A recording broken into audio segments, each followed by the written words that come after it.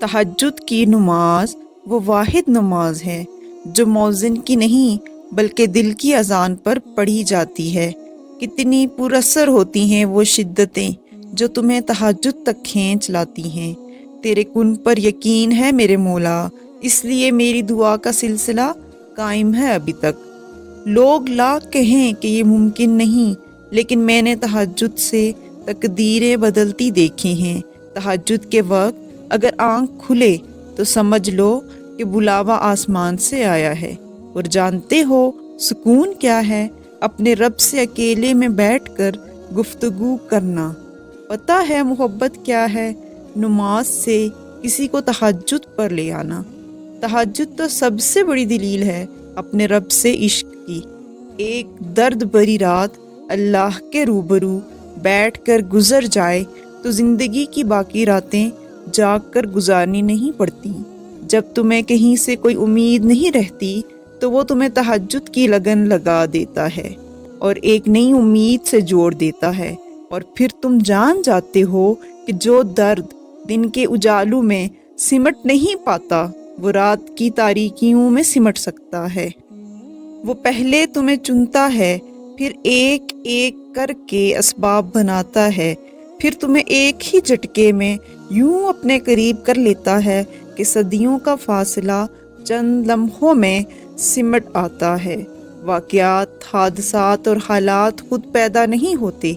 کسی کا زندگی میں آنا اور چلے جانا اتفاق نہیں ہوتا۔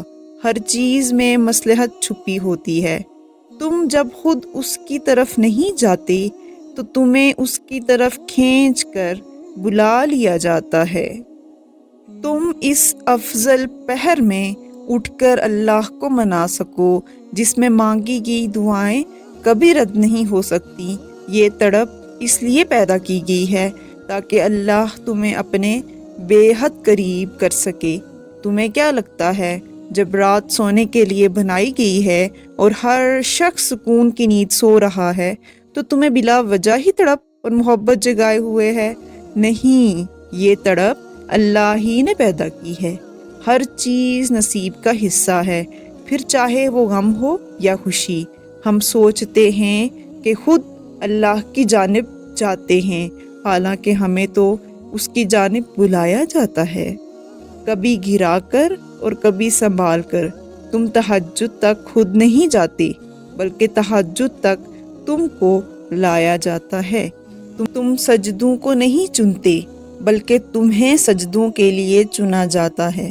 تہجد رات کی تاریکیوں میں ایک ایسا سنہرا لمحہ ہوتا ہے جب ایک بندہ اپنے خالق سے سرگوشیوں میں گفتگو کرتا ہے، جب عرش اور فرش میں کوئی فاصلہ باقی نہیں رہتا اور نہ ہی آسمانوں پہ کوئی اختیار رہتا ہے۔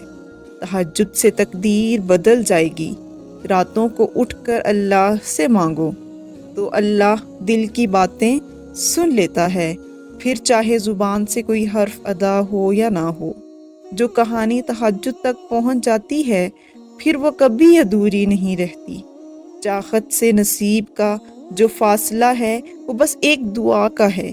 تہجد میں بہنے والا ہر آنسو اللہ سے کن کہنے کی سفارش کرتا ہے۔